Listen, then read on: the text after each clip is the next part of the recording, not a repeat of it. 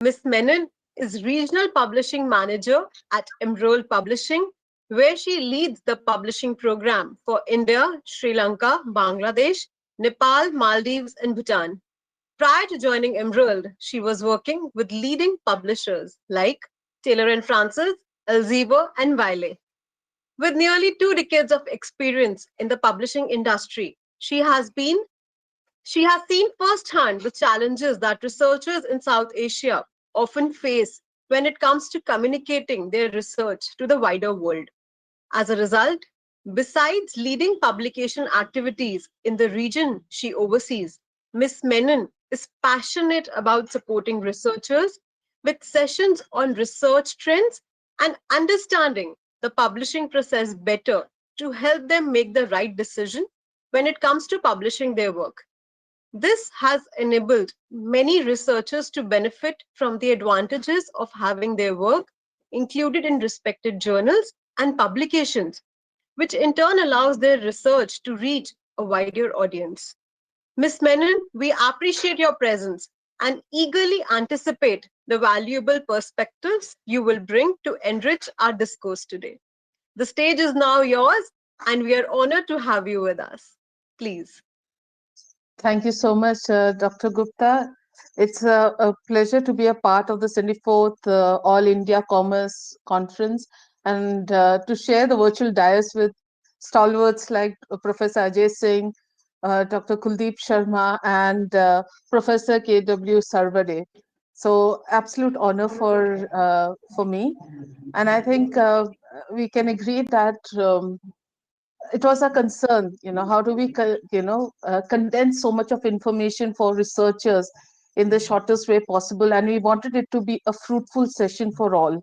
Well, I can tell you that maybe the entire day will be not enough to cover every aspect of publication, but the session is planned in such a way that most of your queries will get answered, or at least you'll get direction towards a lot of the questions that are coming forward in understanding publication. The second part is that this, while because I'm from Emerald, I'll be using some examples from Emerald, but in general, the presentation covers understanding the publication process for all major publishers, which means, it will be helpful to publish not just in Emerald, but any other major publisher where you're looking to publish next, and to understand the trends of publishing as well. So I will also be speaking about, of course, uh, the major aspects of publishing and preparing the elements of publication, but going a little beyond that. Now, I'm not entirely sure how much time we will have for Q&A, because I tried to create a very comprehensive presentation. But I'm hoping, if we are not able to cover some questions, then you can write to me. I'll share my email ID at the end of the presentation, and I hope to hear from you then. So even if there are questions that come up afterwards, I welcome those. You can write to me. Now, just to give you, just to add a little bit context to the presentation, I have managed in this 2 decades of time, I've managed basically South Asia market, even under different global publishers. So that's where my perspective comes in terms of understanding the publishing process. And also it is important for authors to know where the ownership lies in this entire process. What are the mistakes they may be making while trying to publish? So I'll bring in those aspects.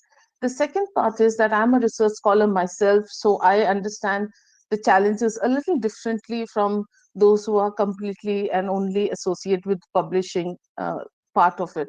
So hopefully this session will be fruitful for all of you. So before I go any further, very, very briefly, I wanted to speak about Emerald Publishing. We were founded in 1967 in Bradford, West Yorkshire. Our core subjects are business, management, education, engineering, and information science. We are connected to over 500,000 researchers in over 130 countries. We have over 109 million visitors each year and see over 30 million article downloads each year. And we are known for supporting early career researchers and offers support to all authors throughout each stage of the publication process. This is something that personally I'm very proud of, what Emerald does, and hence take a lot of pride in the role that I play in this entire process. So part of the publishing process is, of course, knowing how to create very good content and how to make it, available to the people in the right way, following like what seems like 100 different rules. Now, the presentation will also share some tips and guidelines that will help you all. But like I said, that I wanted to, before I go into the part about structuring your article, I need you to understand a few things about what's happening in the scholarly landscape as well, because India is about 7 to 8 years behind the West when it comes to adoption of any new technology, new systems, new processes. And while that might have not worked very well in many places, it might have been a challenge. For us, it can also be a very positive thing because we have a sight of where we are going to go in next. And in that context, I wanted to talk about real impact. So, real impact is the transfer of research into applied world, into the practical world. That is becoming very, very important. So as publishers, our challenge is never been content. We get, every publisher, I can guarantee you, gets thousands and thousands of submissions every year, but we have to select the best of the content. And unfortunately, the way systems are, there may be a lot of decisions that take place behind the scene that may lead to losing some very good research. And that's something that we as publishers dread. So it has become very important for us to try and form a system which is stronger, more robust, to make sure that we don't lose out on good research. And Professor Sarvade also mentioned about just writing anything about any article and just trying to get it published. This has been a very big problem, a big challenge for all publishers and also academic institutions, as a matter of fact. So it's no longer important just to look at a research gap and then try and get published. There has to be more to research. Unfortunately, we have this publish or perish culture, which has led to this entire idea, how this rush to get published.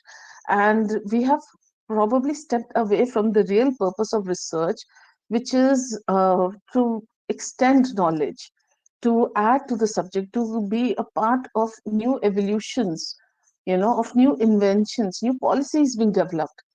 And real impact is exactly that what captures it.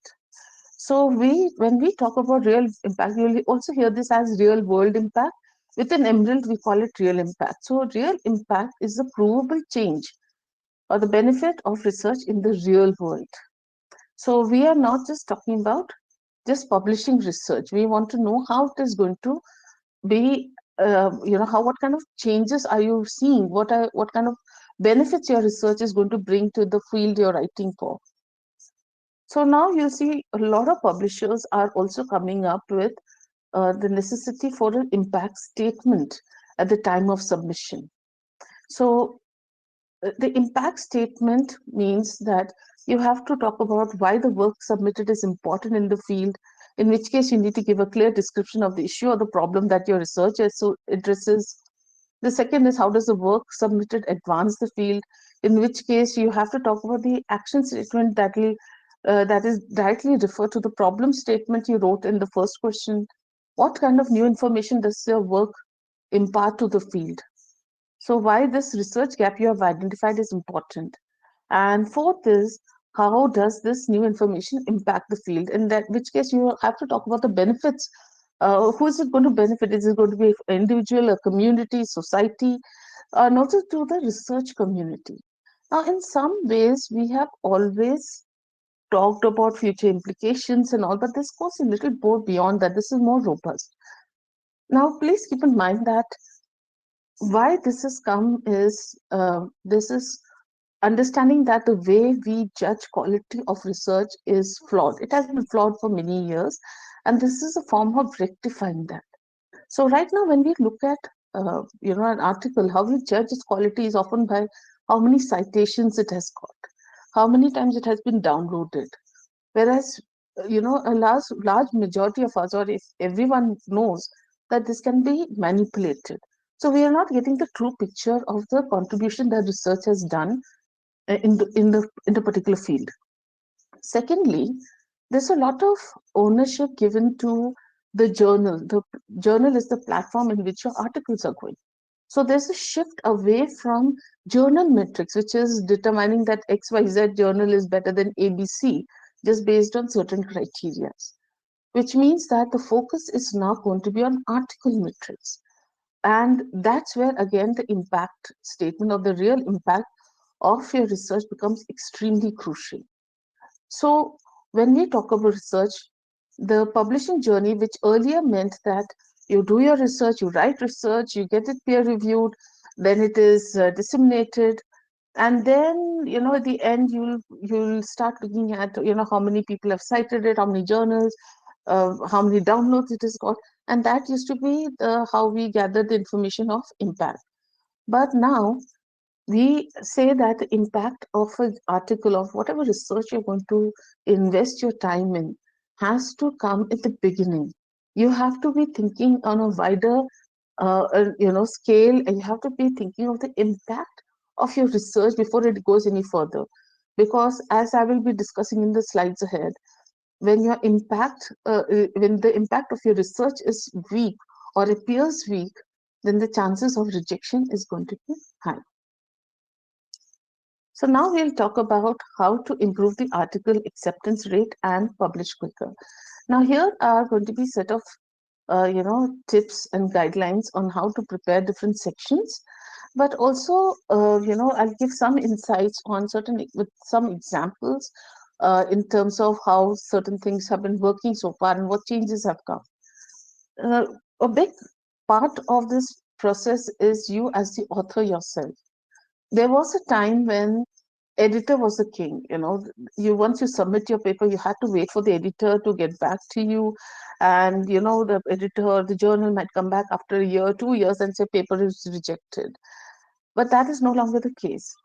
We have been moving towards author experience a lot, which means that we want to make sure that our authors enjoy publishing with us. They enjoy the quick turnaround time, and also in that process we don't lose good research. So our processes have to work in those lines. But the challenge also comes from the author side, where certain aspects of the process is not clearly understood and there may be mistakes. Now, as an author, your priority is to make sure that you reduce the timeline taken for for you to get published. So if it's a rejection from one journal, how do you go to next, and how do you decide on which journal you go next? And all those aspects will become very, very important in your journey.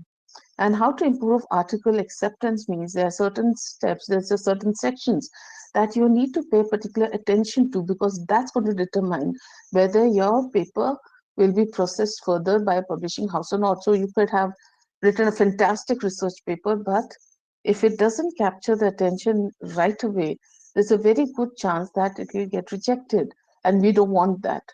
So of course, like I said, there's some gaps in, and the system isn't, foolproof, and that's something we are constantly working on. But it is always good to be familiar with these processes. So I always say writing is an art. So we learn how to do research. Writing research is another skill altogether, which even I used to struggle with, and I think there's always scope for improvement. But some of the tips that I will give you here will also help you with brushing up the writing part. The other part is publishing is a business, which means that we have to make certain very cold decisions just to keep certain objectives in place, which is faster publication, transparent, decision making, and things like the ethical publication. So all these are very important aspects of this entire process. So in somewhere between these two, whereas we sometimes lose out on good research, and you may be losing out on good opportunities as well. So some of the facts that you want to look at is that approximately 225,000 researchers are joining the research community each year, which means the number of researchers are constantly growing, but the platforms or the journals are not growing with the same rate, which means year on year your competition to publish in the same limited number of journals or very slowly growing number of journals is increasing, and you're competing with researchers from different parts of the world who may have better resources, better training, better guidance, things like that. So hopefully the session will cover some of those gaps for you. Second thing is nearly 75% of the articles are returned to the authors without even reaching the editor-in-chief. Now, these are not rejections. This is when, an article that has been submitted does not have the complete information or has missing information. For example, the journal requires you to provide 10 keywords, but only 5 have been provided. Or the corresponding author is not really clear.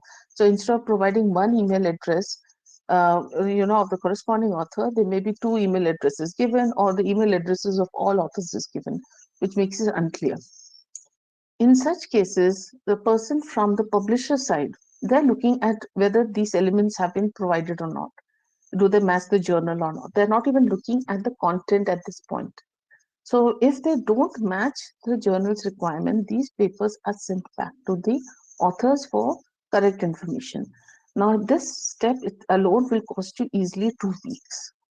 And that's something, like I said, you need to avoid. Our aim is to get published as quickly as possible. And the first challenge is to reach the editor in chief's desk and then to move towards the peer review. So, small errors like this could cost you time. Then is out of the 55% papers that do reach the editor in chief, nearly 30 to 50% of all these research papers end up as desk reject. That means they don't even reach the peer review stage. So while people say, we think of the publication as a final challenge, I'll say that your first challenge is here. The choice of words, how you have expressed your research, is going to determine whether the editor in chief is going to process the paper further or not, or reject it right away. And it's important to pay attention to those sections. And finally, over 60% of the articles published by high impact journals do not contribute to the impact factor. So high impact factor journals they bring in great reputation, but they don't necessarily have to bring in the citations that you expect. Not every article published there gets very high citations. But why is this point important? The thing is, when you're working so hard for the research, you need to be very clear about the kind of platform you're using, which journal you're using to publish it, and what kind of outcome are you seeking. For example, your high impact journals have very high submissions, very high rejection rates, and I can take a lot of time, frankly. So when it comes to when you're building your portfolio of articles published, in that case you may want to go for very good indexed paper journals for publishing your paper. May high impact journals may suit those who don't have that kind of rush with the paper to be published in impact factor journals, and can wait for the delay or even for the rejection from them. So we usually recommend that early career researchers focus on good index journals. However, again, this is not like a rule. This is just a suggestion for understanding how the choice of journals that you have will determine how your article progresses. So when I'm with this particular timeline that you're seeing, is basically the timeline that all major publishers are trying to follow. So, like I said, that the aim has, of a publisher now gone towards, author experience, right? So, based on that, these timelines were created about how do we make a process quicker. So, all your major publishers are trying to follow these timelines, which is your desk review takes about 2 weeks. The editor takes another week or two to invite reviewers. Then the paper goes under review for 6 to 8 weeks, where we again work very closely with the editor to make sure that the reviewers are coming back on time. Then once the review comments are received, then the editor takes about 2 weeks to assess those comments. So your ideal time from submission to feedback, review feedback is around 3 to 4 months. And once the paper is accepted, then it should be published within 3 months. So in our case, once a paper is accepted, it is published within 27 days, which is called the early side. But you get the gist of what we are trying. So this is approximately, say, in 7 months' time, you show your paper should ideally be published. But as we all know, it doesn't always happen like this. There are a lot of steps that where things can go wrong. So why publish? Again, you have to be very clear on what is the purpose of your publishing. Well, there are some authors who will do it for career progression, which is, I think, a vast majority of researchers why they publish. There are those who want to contribute to the subject. There are those who, want the external recognition. So you're based on the kind of outcome you're looking for, you need to decide what kind of journal is right for your article. I always say that after all the hard work that you put in, the not choosing the right journal means you're doing a disservice to your work. So think of this process as an investment decision. So a good match between sorry, my PPT is acting up. So, as I was saying, that a good choice will enhance the impact of your work and the reputation of your work. So, I always say that, go for a minimum of 5 journals should be identified before you even start submitting. And based on certain factors, you can look at the kind of readership the journals have, what kind of articles they have been publishing. Are they, a good match to yours? Does yours seem to add to what they have been publishing already? How communicative they are, the kind of societies associated with it, the likelihood of acceptance or time from submission to publication. These are all factors that can help you decide whether the journal is right for you or not. Also, what type of paper are you planning to write? Is it a practice paper, research paper, case study, review, viewpoint? One of the biggest mistakes a lot of early career researchers are particularly known to do is that they don't bother reading the aims and scope of a journal. And this is a very big mistake only because if you submit your article to a journal which does not publish your kind of article, it'll get rejected. You have wasted time. You will want to approach the right journal at the right time in the right way. So you just think of it this way: if your paper is on is a related to marketing, and there are about 200 journals on marketing, there has to be a way that they're differentiating themselves from each other. And that's where the difference, reading aims and scopes makes a huge difference in identifying the right journal. Then, in case you have an open access mandate, you can publish open access with any Emerald journal. And in terms of measuring the quality of a journal, I always say don't look at only one factor. I know Scopus is very, very important for researchers, but there are also various other ways of deciding how good the journal is. So, Web of Science is there, citations could be a part of it, but it's like I said, it's not the only measure of quality. You want to look at impact factor, whether it's on Scopus, what's the site score, what is the H index, Google Scholar, or even just the usage and the peer perception about the journal makes a huge difference in your submission. So now, when you have multiple journals and you have to select a few, how do we make this process a little shorter? So you have the journalguide.com, or you have now a lot of publishers have journals suggest or journal finder. This can really help you make that process a little easier. Again, out of 200 journals, it might just give you back a list of 10 or 20, and you still need to You still need to go through the details of the journal to see whether it's a good fit or not. But at least it will make your process a little easier. The third is, of course, the age-old method of using your reference list, which is if you are referring those journals, then very likely your readers also are there. So your reference list is one of the places. And fourth is the publisher's website itself. We are constantly updating our websites to make it more intuitive, to make it easier for not just readers to reach the right articles, but also authors to be able to identify the right journals. So please explore your publisher's website as well for this. So talking about the top reasons for rejection.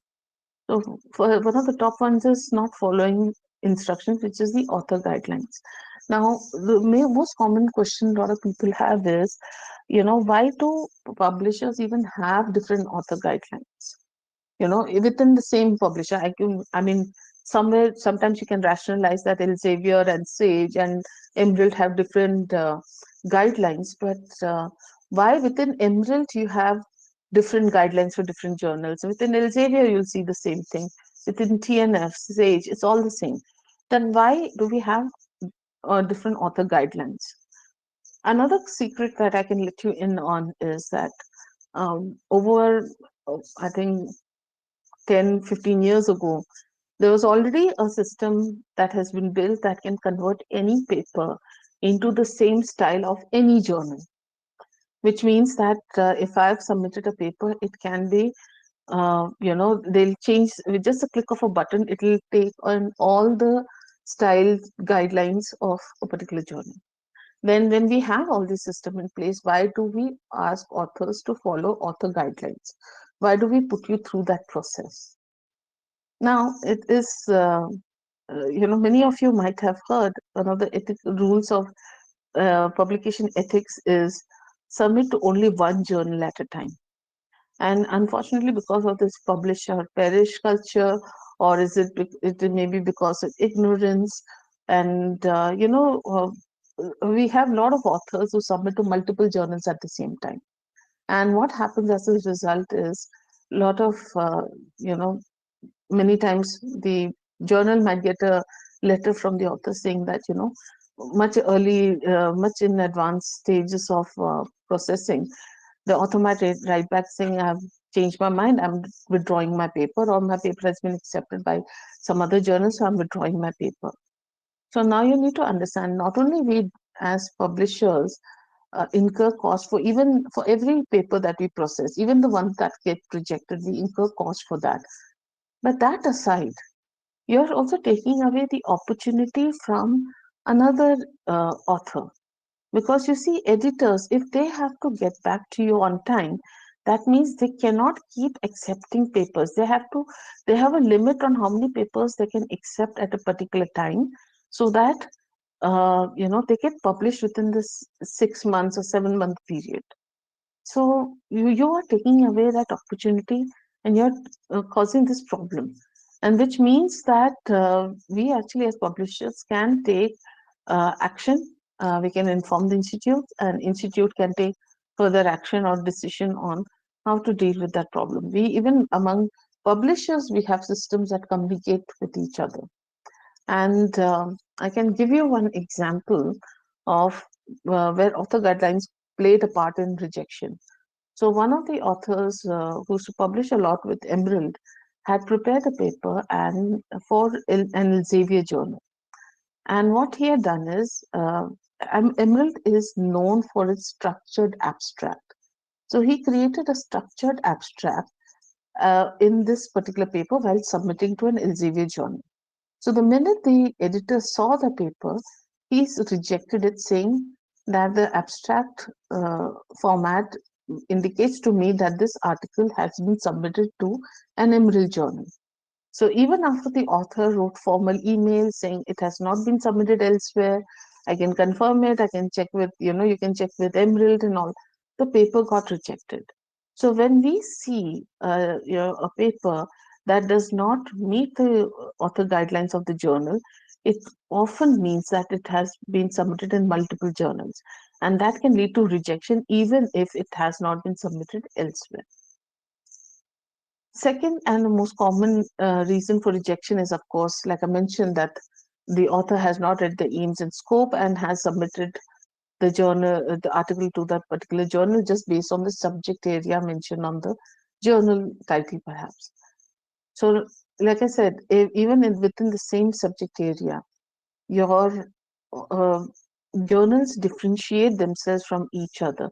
It could be based on the topics that they cover, to the kind of articles that they cover, to the word counts that they have. So you need to make sure that you read the aims and scope very carefully while making a decision on whether to submit there or not. The third issue is problem with the quality itself. That is, well, it could have inappropriate methodology, or is considered not rigorous enough. And finally, is insufficient contribution to field, which is exactly where we go back to talking about the real impact.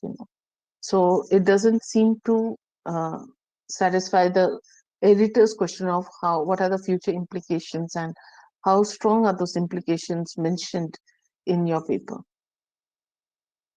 So what makes a good paper? So the editors and reviewers are looking for originality, what is new about the subject, treatment, or the results, relevance to and extension of existing knowledge. What's new are you bringing about? The research methodology, basically, are the conclusions valid and objective? Then is clarity, structure, and quality of writing. Does it communicate well? Now, I can, about this, I'll say that it goes beyond just correcting your typos and spelling errors or tenses. It goes beyond that. So, the idea of, how a paper should be written also falls in a lot of ways in imagining how the reader is going to read it. That kind of clarity has to be there. And I have worked as a copy editor in initial years of my career in academic publishing. And, I've worked on 99 different journals.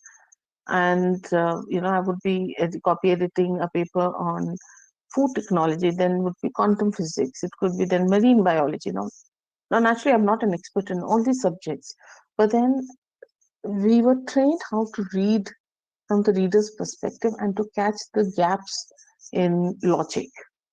So, in many cases, what we see is the author is so confident about the topic that they may not have been very clear in understanding whether the readers will understand it or not.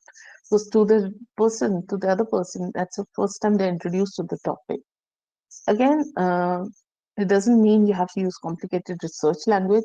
I've known, those who have, I've known someone who's just past 12th and she managed to publish in an ISKE journal just based on she wrote a proper scientific article about, that insect locus and whether the antenna moves the locus or the locus moves the antenna. So, it doesn't require, grand language, but what it requires is the clarity, the structure, and making sure that the grammar has been addressed. We will talk about all of these in the coming slides. Then is the sound and logical progression of the argument. Like I said, the copy editing years as an example. Many times the sections may be complete, but they don't flow very well within the article. They don't flow very well from section to section. We'll again see how we can cover that. Then is the theoretical and practical implications of the research, the so what factors, why is it still important? Then is the recency and relevance of references. Now, typically your editor is taking 15 to 20 minutes to decide whether the paper should go into peer review or not. And they are looking at a few elements of or a few sections of your paper to make that decision. One of them is title, then is the abstract, and in this case also the references. Now, the references, unfortunately, a lot of Indian researchers think that more the references, the better the chances of publication, which is again untrue. So even if the editor misses this point, you can be sure it comes up in the peer review. Secondly, but then when the editor is looking at this aspect, they're also looking at how far back are the references coming from. So in 2023, if your reference is going back, say, to 94, 96, or even 2003, the question is, why is such an old art research paper being cited? Now, if it makes sense with the topic, well and good, but and this doesn't mean that your paper gets rejected, but it definitely means it's a red flag for the editor. So you want to make sure that you are using recent and only relevant references in your paper. Then is the internationality and the global focus of your research. That will determine what kind of readership the article is likely to have. Then is adherence to the editorial scope and objectives of the journal. And finally, a good title, keywords, and a well written abstract. So let's talk about structuring your paper. So when you're structuring your paper, what we are looking at is, how to prepare different sections. And what we always recommend is start with the figures, tables, and theory, which is your data and proposition. Then move on to preparing the methods, results, and discussion, followed by the conclusion section and the introduction section. Your title and abstract has to be the last thing that you prepare. So, in terms of the introduction, now go to any seminal paper that you have saved and have a look at how they have dealt with the introduction section. What you will see is that they would have answered few of these questions in the introduction itself. It will talk about what is the problem, are there any existing solutions, which one is the best, what is the main limitation, and what do you hope to achieve. So have a look at the introduction and try and get these questions answered when you're writing your research. Second is what you want to consider is if maybe you want to quote something from previous research. If you're adding anything new to something that has been to an existing knowledge, you can make it clear here. Use recent work for citing if you're citing anything. Self citing should be done only when relevant. And I think everyone understands this, but any work that is not yours must be referenced. And if you're using your previously published work, it must be referenced as well. In terms of methods, you must indicate what are the main methods used, demonstrate that the methodology was robust and appropriate to the objectives. Third is to focus on telling the main story and the stages of your research. Why did you choose a particular methodology or a particular theory, whatever be the case? Again, think from the perspective of the reader, and they want to understand why you made the choices that you have made. If you want to give additional information, always save that for the appendices part of your paper. When it comes to results section, you don't have to put the results, you don't have to give the wider significance of every result, and you don't have to give details of every statistics. Now, if you feel that's going to be very useful for your readers, for other researchers, in that case, please again put it in the appendices part. But in this section, only focus on what are the really significant facts that are emerging from your research. Then comes the discussion section. In here, you want to consider whether you want to provide an interpretation for each of your results presented. Are your results consistent with what the other investigators have reported? If not, then why could be that? Why is that the case? Are there any limitation? And you want to look whether the discussion logically leads to the conclusion section. What you don't want to do is make any statements that go beyond what the results can support, or introduce any new terms or ideas in this particular section. When it comes to conclusion, again, a lot of especially early career researchers use this section as to summarize the paper. That's not what the conclusion is for. That's what the abstract is supposed to do.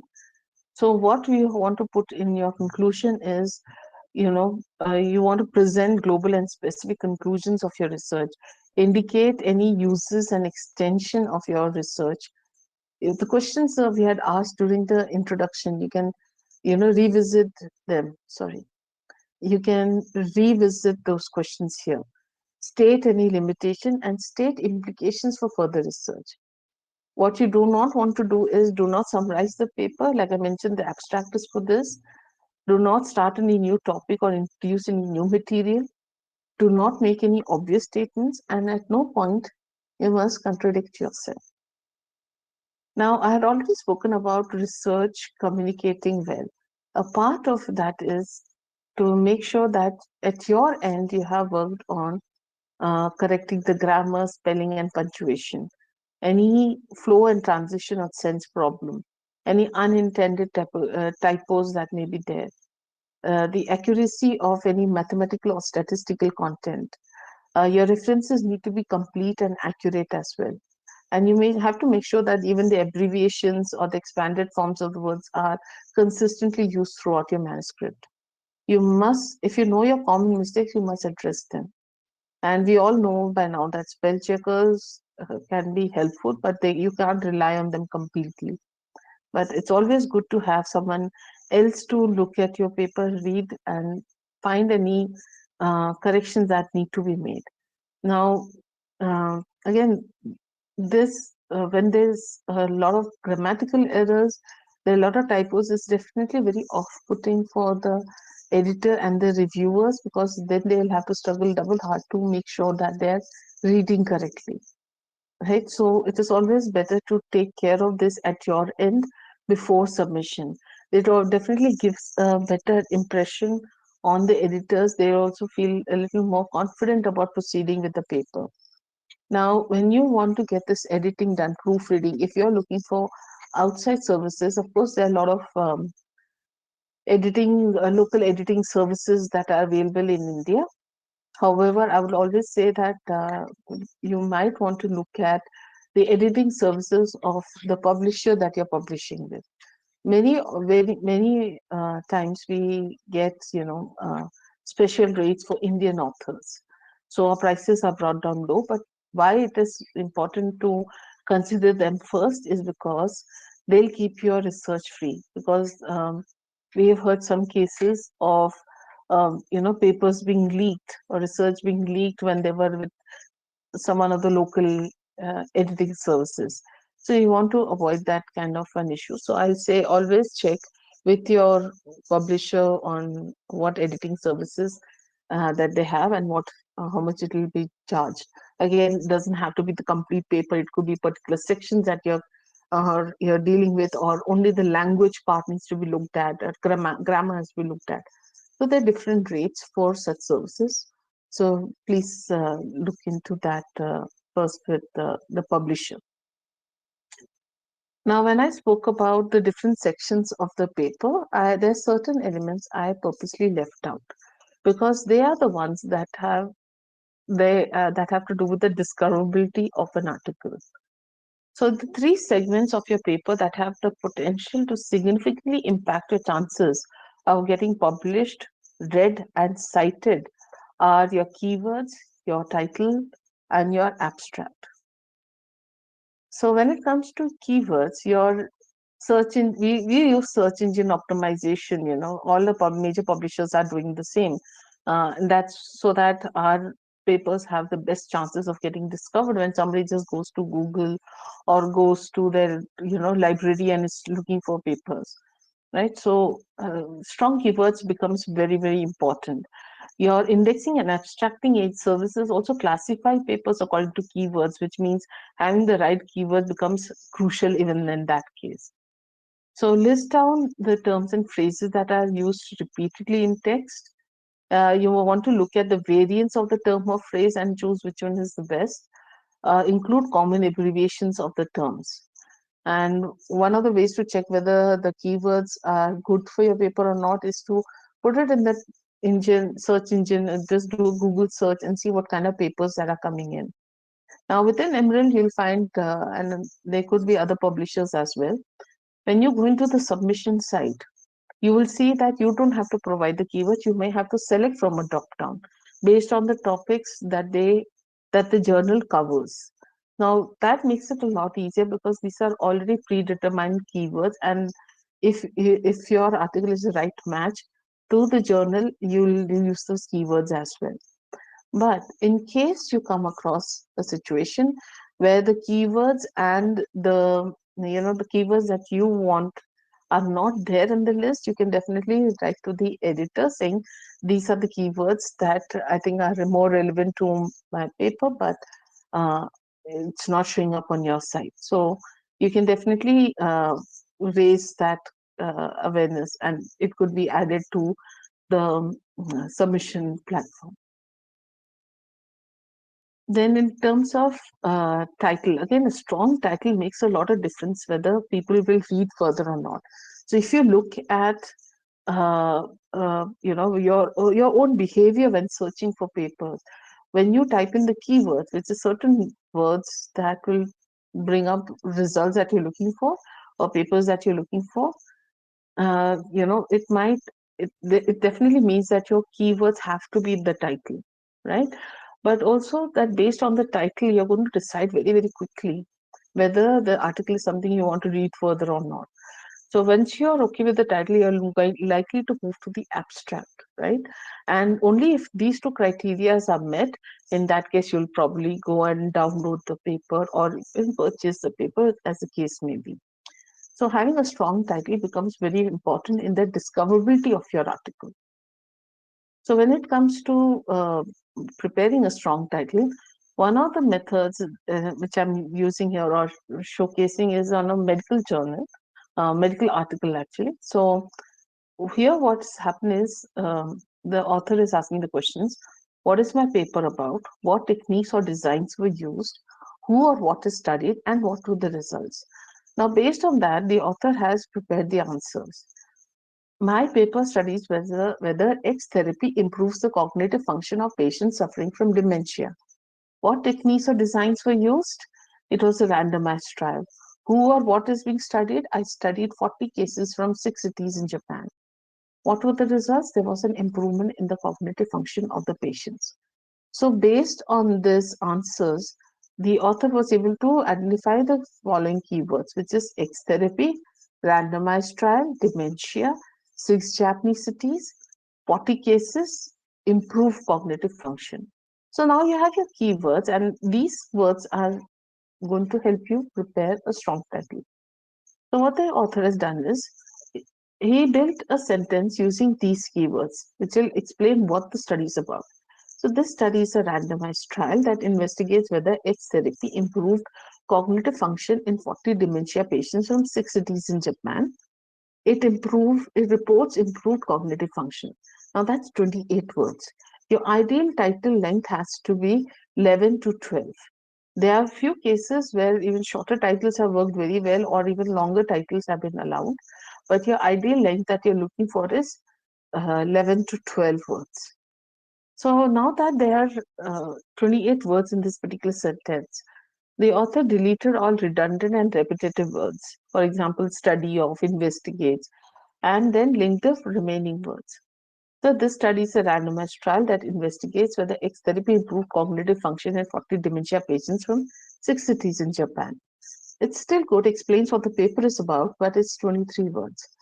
Then again, the author has removed any redundant words or words we can remove without altering the meaning of the sentence. And finally, distilled the entire title with the subtitle and focus on the results. So the final title that the author had is X therapy improves cognitive function in 40 dementia patients, colon, a randomized trial. So this is 12 words. It explains very well what to expect from the paper and what it is about. And it also talks about how the study was conducted. So it has all the elements. It is brief, explains the article, but more importantly, also has the keywords which were already identified. And finally comes the abstract. Now, when it comes to abstract, like I had mentioned, many people use conclusion section to create a summary of your paper. But actually, what you want to do is it's the abstract, because when you are searching for paper, whether it is an open access paper or under subscription, the elements that will come to you first are going to be your title and abstract, right? And the keywords.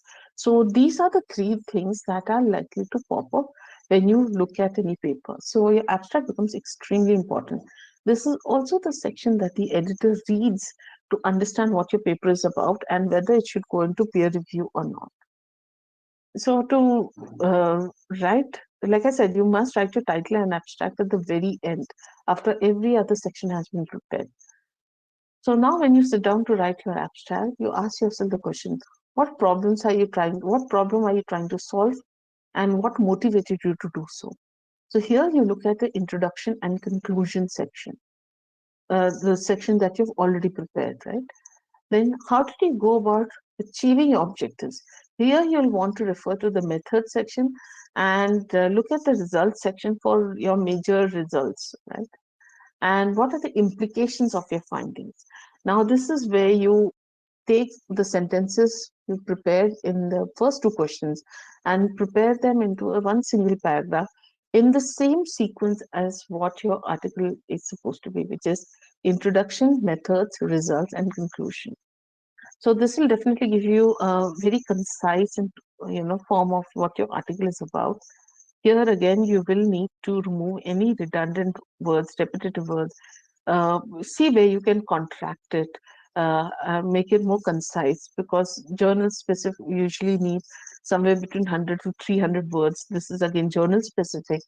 So see how many words the journal allows and condense your abstract section accordingly. And finally, because your abstract is uh, uh, a concise information about research that has already happened, then please use past tense in when you write your abstract.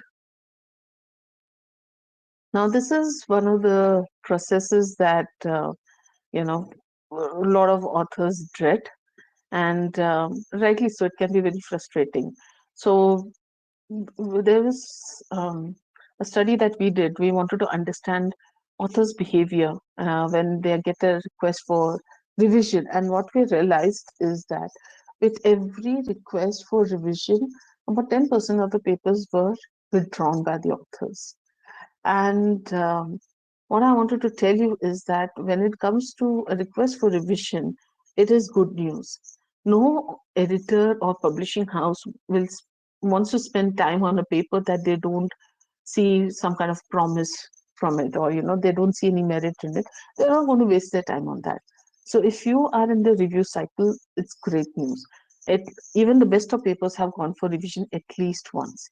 But there are certain corrections that you need to keep in mind, or certain behaviors you need to keep in mind when you're going through this process. Because, uh,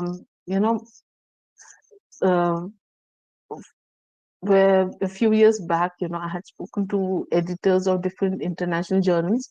They were both Indians and non-Indians, and I asked them, what has been their experience or their findings about Indian researchers or Asian researchers, and they all had this unified response, and they said the most frustrating part is the reviews done for the Indian researchers because a certain behaviors that they exhibit. So first of all is not acknowledging the editor and or setting a deadline by which they'll get back with the revised text. So I'll say that always acknowledge the editor, set a revision deadline for yourself. Second thing, it's very common behavior among again Indians to not resist or disagree with the reviewer, because the general perception is that if you disagree with the reviewer, then the paper will not go through. Whereas I'll give you the alternative, which has happened with a lot of researchers.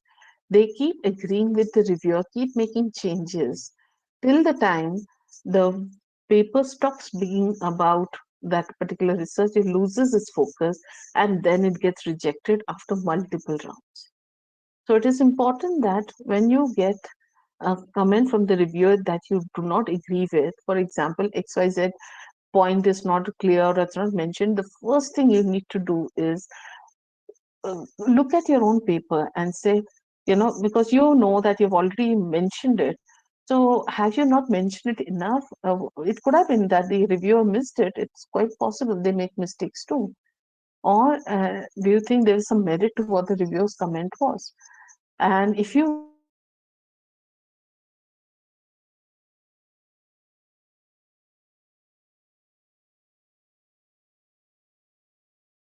to take away from the direction of my research. So explaining that to the editor becomes very crucial. Clarify your understanding of the reviewer's comments if you have any doubts. So do it right in the beginning. Consult with colleagues and or co-authors to address all the review comments. Meet the revision deadline, because again, papers coming back way late means they get pushed back in the system. So try and get back to the editor as early as possible with all the corrections. But more importantly, now this is again, a lot of editors had this problem from Asian researchers, which is even after the changes are made, they will not mention what changes have been made and where, and what changes have not been made and why not. So it's very important to attach a covering letter which identifies point by point how these revision requests have been met, and if not, why they were not met. Publication ethics is a very, very large topic, and very conscious of the time. So we will not be able to go into great detail. But what I'll say is, when it comes to publication ethics, there are few things that you need to keep in mind, which is seek agreement between authors right at the beginning. Okay, one of the reasons is that we face a lot of issues when it comes to uh, papers that are being sold in academic circles after acceptance but pre-publication. So many times when those requests comes, with changes to author list later after acceptance, we are not able to proceed with it. It goes into it has to go to our legal teams for further action, and until we get clearance, we cannot publish. And this is if the editor raises any concerns on this being publication for a sale kind of a situation. So it's important to seek agreement between the publishers right in the beginning, disclose any conflict of interest. Please remember that authors and editors are supported by the Committee on Publication Ethics, which is COPE. And this means that there are very strong processes that will protect authors and editors in cases where there can be any kind of dispute. So, for instance, like I said, the paper has been accepted, and then it comes with the changes in the author list. That's a conflict. Now, in such case, even if the editor does not, suspects that this is a case of, some an unethical practice has taken place, the editor is not supposed to reject the paper. And that is because we also say that there could be certain situations that could have led to last minute addition of new authors. However, because the editor does not wish to proceed with it, we are forced to use our legal teams to address these issues, and there has to be a lot of communication with the authors. They need to explain why the changes have been made. Sometimes the institutes are also involved. So it becomes a very long, messy process, and your paper can get delayed. So that you need to look into. And similarly, with authors also, we have had cases where this is a few years ago. This is not Emerald, but we had an author who wrote to me saying that there was a case of my article being plagiarized and published in one of your journals. I've written to the editor multiple times, and he says it's not plagiarism. He's not answering my emails anymore, and so I'm bringing it to your attention. So in this case also, I had to get in touch with the editor, look at all the correspondence that had happened between the author and the editor. And, there was a big explanation of why the editor made the choices he made. And all this was taken to with the under the guidance of the legal team within our publishing house. And after they investigated, they felt the editor was correct and there was no case of plagiarism. Now, in this case, also the legal team and the publication team look for outside experts to help us uh, analyze the information. So, but you understand that authors and editors are protected, and all these choices that we make can sometimes cause some delays in the process. Then I think most people again understand it that you must not submit to more than one journal at a time. This is something I mentioned earlier in my presentation. The second thing is that when it comes to plagiarism, I think we see lesser cases of plagiarism now, mainly because of the awareness of the plagiarism tools, and also it's become very difficult now for authors, researchers to plagiarize. But we still see a lot of cases of self plagiarism where it could be a case of misunderstanding, or but that's something that you need to make sure that whenever you're quoting your own work, you must reference it correctly. And in case of any interviews or case studies, you must make sure that you get the permissions in advance, because if the permissions aren't there, then we cannot publish, which means the paper or case study is returned back to you, and until you get the permissions. So if you want to learn more about publication ethics, it's again a very wide topic, but you can go through it on publicationethics.org. What I just wanted to add was that we and all major publishers use Authenticates as one of the strongest softwares when it comes to catching cases of plagiarism. If you're running software like Turnitin at your end, make sure you delete any reports that the software automatically generates, and that's because in such cases, what happens is there are when the paper goes to a publisher, because Turnitin has stored the details of the article itself, it might show up as plagiarism on Authenticate. Now, this is usually not a problem because we have our own set of team members who are trained to go through every details of plagiarized text or highlighted text. So which means that there could be articles which show 25% plagiarism, but actually are clear to go, and there could be papers with 10% plagiarism, and they cannot be allowed. So we do go through these details very minutely, and then decide what is plagiarized or not. So please make sure that even when you're using this free software, the final, uh, you know, uh, let's say the file that the software uh, saves is deleted before submitting to any major publisher. And I think it'll be incomplete to not talk about open access when we talk about publishing. So again, open access is the general understanding of open access is pay and publish, poor quality, quick publication, and unfortunately, this is all impressions set by the predatory publishers.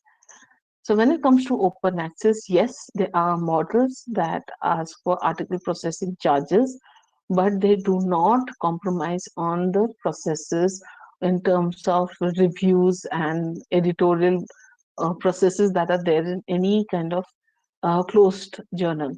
So just because you're paying for an article does not give any concession. What you're paying for when it comes to article processing charges is the way the article can be accessed. Okay, so when it comes to open access, there's some good news in terms of the new models that have now getting supported. But let me just start with this first.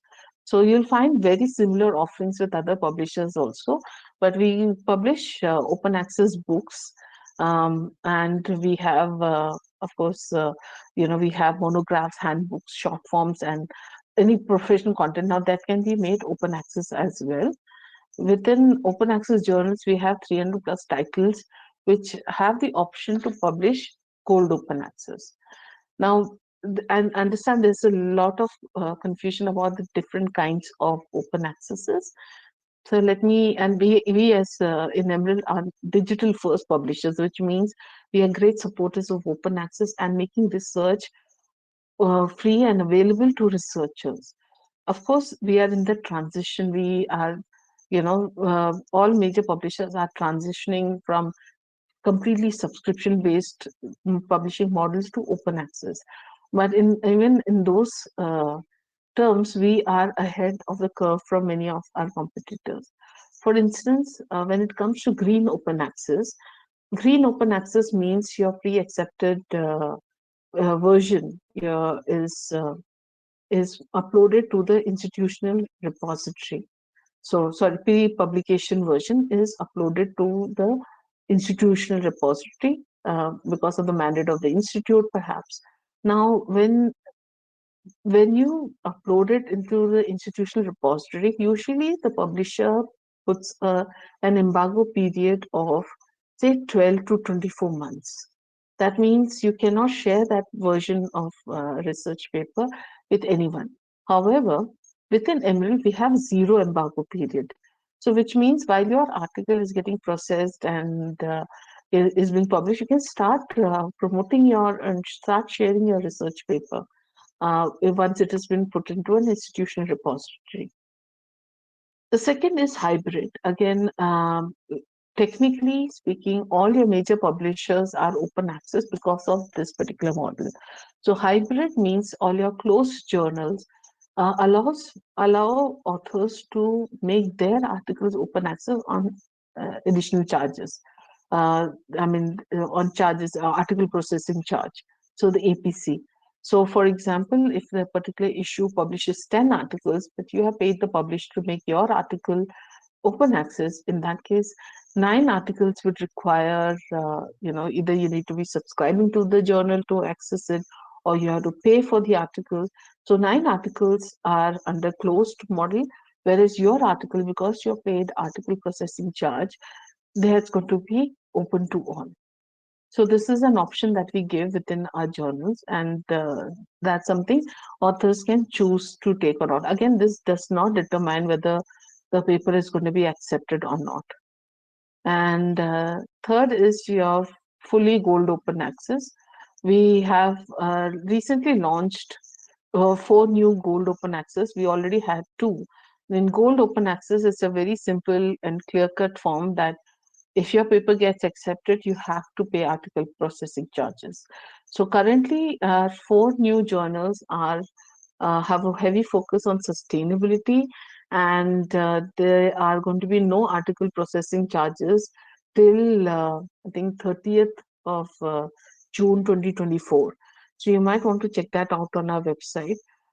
Again, just because they are charging article processing charges does not mean that there's any compromise in the way the research is evaluated.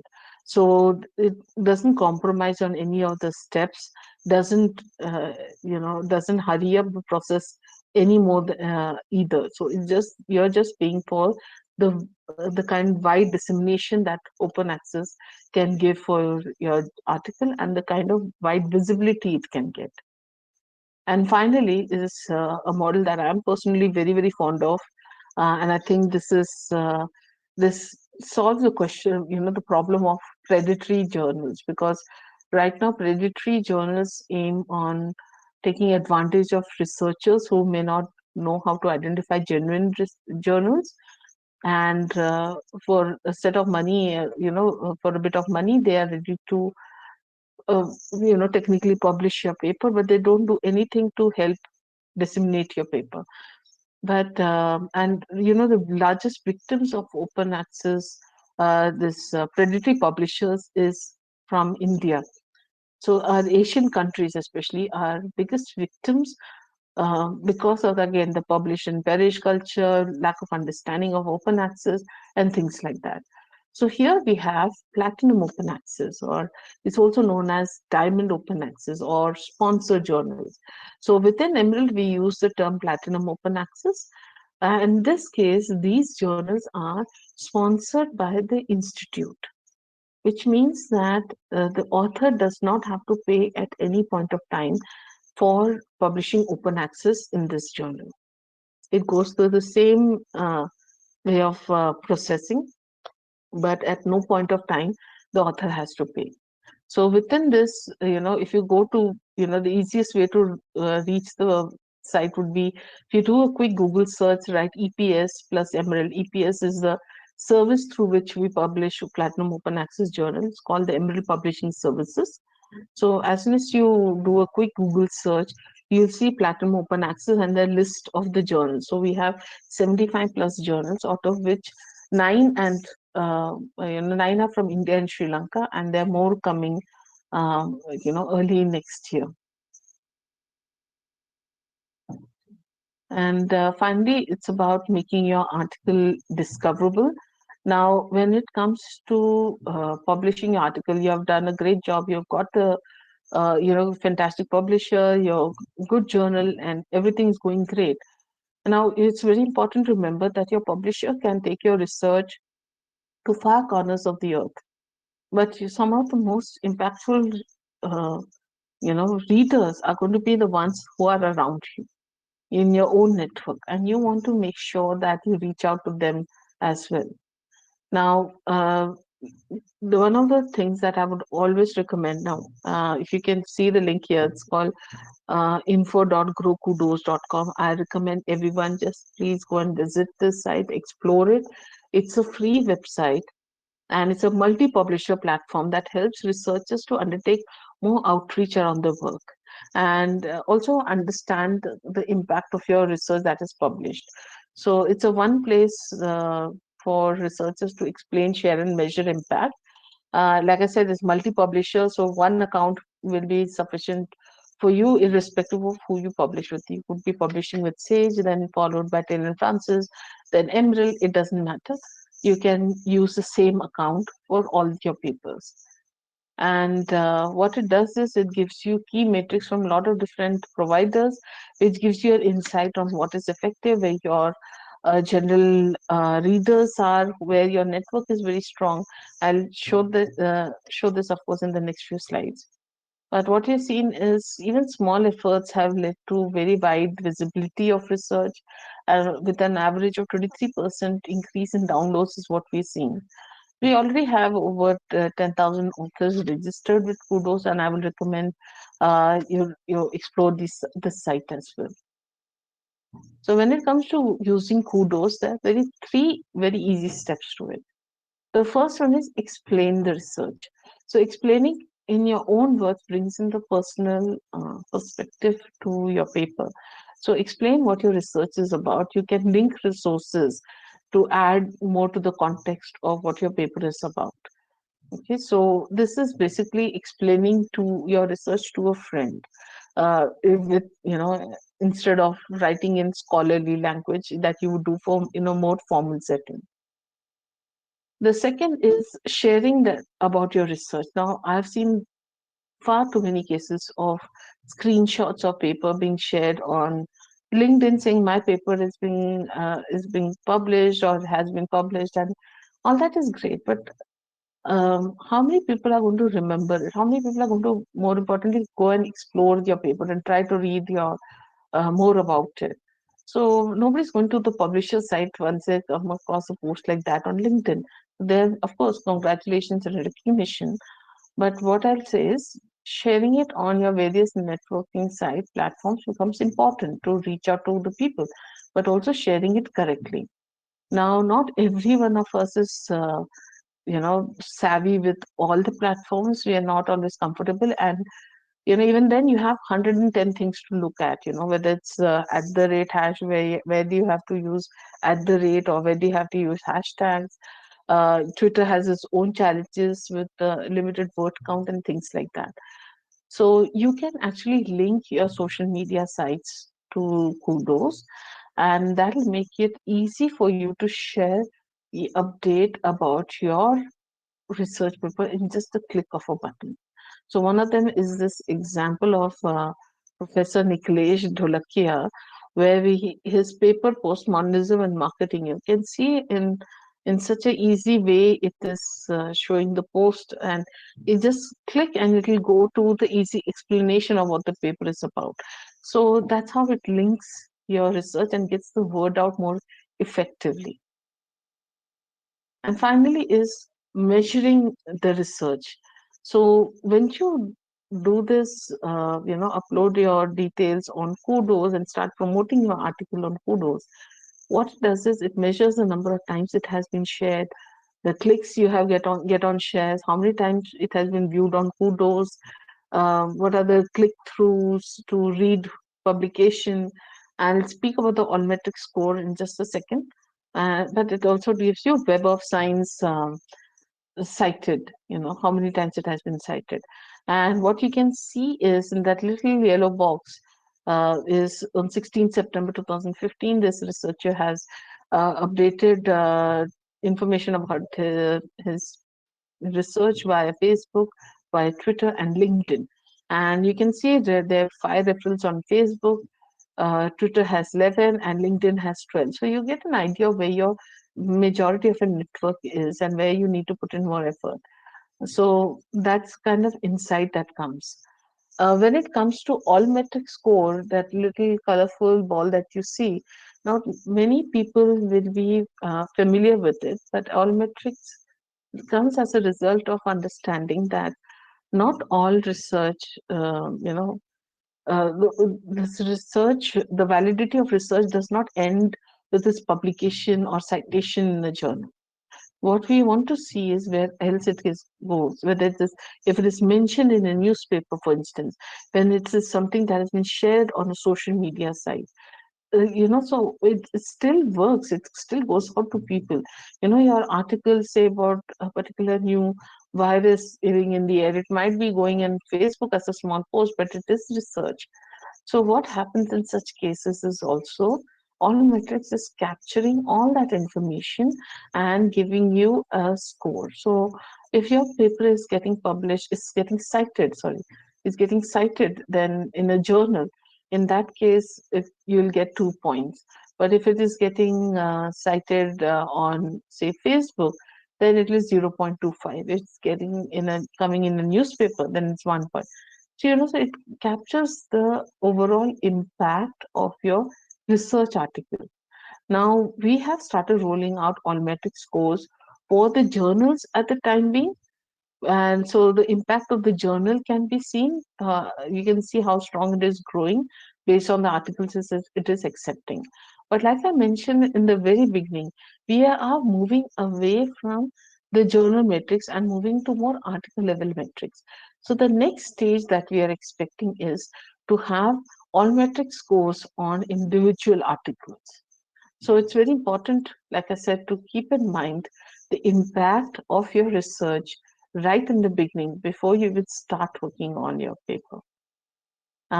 With that, I'll just say that my final comment is want to think beyond authorship, then you must consider reviewing. A lot of our reviewers actually appreciate the fact that they get to stay up to date with their topic only because they're reading papers 1 year, 1.5 years before anybody else does. It also helps them become better researchers and better writers. But also when you review for journals or start associating with editors and editorial board members, then you are able to move to other roles within the journal and journal publishing. For example, your advisory board membership or becoming a regional editor or even the editor in chief at some point of time. So these are great places to network and become better researchers and become better good editors in the long run. So with that, I'll conclude my topic and I'll say that like I said in the beginning, that I may not be able to answer all the questions that may have come in, but in case I'm not able to address it, you please feel free to contact me on my email address, which is svanan@emerald.com, and I'll be happy to address them. Thanks, Disha. Do we have any questions?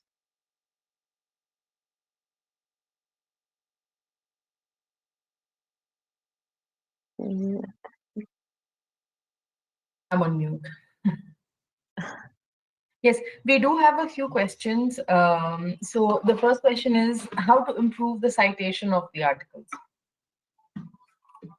You're again talking about, I know. like I said, there's a there's a line we mustn't cross when you talk about ethical publications. So the steps I had given in terms of having, you have to make your article visible. Okay, your article has to be visible. Then, in the which case, it will get downloaded more, which means the chances of citations are also higher. Nothing can replace good research. There's no way to replace that. So, if you have done good research, that means that citations are also going to, uh, you know, correlate with that. So I'll come to it once again. All the tips I had given in terms of, have a strong title, very strong abstract. Of course, your research itself has to be strong. That is the only way to make sure that you have good citations. Again, you can make your article open access, which definitely improves visibility, but your final, and that'll improve the downloads. But again, your citations will ultimately end up with the kind of research work, how robust your research is. Next question, Disha. Next question is, are there any free softwares for plagiarism? You have softwares like Turnitin. Like I said, the challenge with these softwares is that they automatically publish a report also when any paper is sent through them. So when we as publishers use Authenticate, it will show up as plagiarized. So this is a constant problem. But then I think Turnitin is doing very well in terms of free softwares, or again, but they're very limited actually. So nothing that I could particularly recommend, being a person who supports Authenticate as a most robust system. The next question is that what is the minimum word limit for a research article? Every journal has different word limits. You need to check that, because a lot of journals, each journal will have a particular page budget within which they have to publish. So you need to understand that journals are very expensive to run. So, which is why it becomes very important for the editorial team members to stick to word counts, and it might differ from subject to subject and journal to journal. So it can go anywhere from 5,000 to 10,000 words. So you'll need to read the journal author guidelines to be sure of what is the word count of the journal. Thank you. The next question is, to publish in any journal, can we get plagiarism checked from a paid software, and is that safe? Yeah, like I said, in the only challenge for us is that once you've done that, it's all safe. That's not a problem. But once a plagiarism check is done, for example, if institutes have, Turnitin, for instance, in which case you need to delete the report that is created, because otherwise it will show up in Authenticate also as an existing journal. So when we run the journal article for plagiarism, it will show a match with an existing journal, with an existing article. So that's a uh, false report that is generated. So I'll say, even if you're using paid, that it's perfectly safe, but make sure that you delete the reports that is generated. Yeah, next Thank you. question, Disha. Yeah. The next question is, I think the next question can actually become a whole different session altogether. The next session is, ma'am, how to identify a cloned or a predatory journal? That's Yeah. Okay. So that's we do have sessions from our brand ambassador, Dr. Sumit Narula, who does very good in-depth sessions on this. But I can give you a few tips, okay, that works to identify, steer clear of certain journals. Now, when we talk about predatory journals, I'm also including journals that may not be charging money, but they actually do not do anything about dissemination. So the entire chance of disseminating journal is gone, or they're giving false information about the journal. So I'll include those also in predatory journals. So your first thing that you'll want to do is check what kind of associations the journal has, what kind of publisher is there, and what institute is publishing it. So if they are of good repute, especially the publisher is of good repute, it may be safer. Again, that's just one green flag there. Um, Ideally, you will want to look at if the publisher is associated with the journal, have they given the contact details? So any publishing company that does not give its contact details in terms of where it is located, what are the email IDs, who you can reach out to, customer care, things like that, avoid them. Avoid them because predatory publishers often just give an email address. Okay. Then the other part is go through the editorial board details. When you go through the editorial board details, uh, just pick up certain names, okay, and do a Google search and check for the CV or resume, and see if they mention the journal on their CVs and resume. If you don't have, don't find one, and second name was also not coming, in that case, avoid that journal. That means there are chances that editorial board members have been added there without their knowledge about the journal. Any genuine journal or any like when it comes to Emerald or Elsevier, Sage, we all have to go through a rigorous process of updating, keeping the editorial board details updated. So these details are always complete and full, and the affiliations are clear. So you might miss one name where the person may have not updated the CV online, but if you have multiple such cases within the same editorial board, stay away from them. Then, in terms of indexes that they mention, we only use, your Clarivate's journal citation reports to identify genuine journals. If it is not mentioned there, please avoid. You might see different kind of indexing agencies mention, GIF, impact factor, and all those things. So don't fall for that. Impact factor, for that we check only your Clarivis journal citation reports. More importantly, if you want to know what indexes to focus on, go to any of your publishers and see where they are indexing their journals. So if a journal is mentioning any indexing agency which is not a part of your major publishers list, avoid them because then it is probably predatory. So hopefully this will help you identify, um, some of the journals to avoid, whether it's open access or closed. It applies in both cases.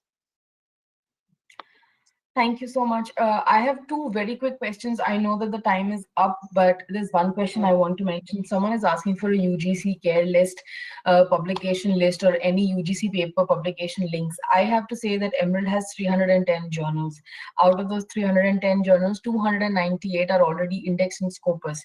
UGC approves all Scopus index journals as their care list. So, apart from the 12 journals that are not, every other Emerald journal is UGC care approved, so you can publish in them. So right now I don't have the list, but just letting you know that 99% you will have a journal that is already approved in the UGC care list. So that's one last question I want to take. Okay, someone has also asked for a certificate. You will receive the certificate 4 hours after the session is over. So so you will get the recording and the certificate in an email, and that email will have links at the bottom of the page. So just go at the bottom of the page, it will say your certificate and your. And apart from that, I think rest are very, very journal research specific questions that we can't take up right now. But I think most probably these are all, and I know we can't really take no, sir. UGC care list and Scopus index list are not. If you go to the UGC website, there are two separate lists on the website. One is that they include. One is that are indexed in various things like Scopus, your journal citation report. So you will see two different lists. They are both considered in the UGC care list. So they are not different. They are both mentioned on the UGC website. So there could be journals that are not listed on Scopus, but UGC has approved them. You'll have a Yes. list of that, but then UGC also clearly mentions that any journal that is on Scopus is also automatically included or approved by UGC. Scopus and JCR. Thank you so much. I'd like to now invite Dr. Nishita Gupta to please give a thank you note, and then we can close the session. Thank you. Thank you, Ms. Disha. So first of all, I would like to congratulate our distinguished speaker, Ms. Menon. It was really an enlightening session, and your thoughts and insights into maintaining publication quality, adhering to ethical guidelines, understanding the reasons for research paper rejection, and crafting a compelling paper with relevance and originality are the true key takeaways from my end, and I'm sure for others as well. Your guidance on structuring from figures to abstract, emphasizing the importance of referencing, using search engine optimization with keywords, and the significance of having a strong title have really given us profound insights. Thank you for addressing these intricacies of the publication process with so much of expertise and clarity. I'm sure participants have had numerous takeaways from the session. Sincere appreciation extends to Emerald, our esteemed academic partner, for their invaluable support in fostering a platform for intellectual exchange. Um, Now, a few word of thanks for our chief guest and guest of honors. To our esteemed chief guest, Professor W.K. Sarvade, your presence has been an honor and privilege. We are grateful for your depth and perspective you brought to the discussion. Special thanks to our guest of honor, Dr. Guldeep Sharma, whose insights added a unique dimension. A special thanks to our conference secretary, Professor Ajay Kumar Singh, whose meticulous planning and dedication have been the backbone of our seamless organization.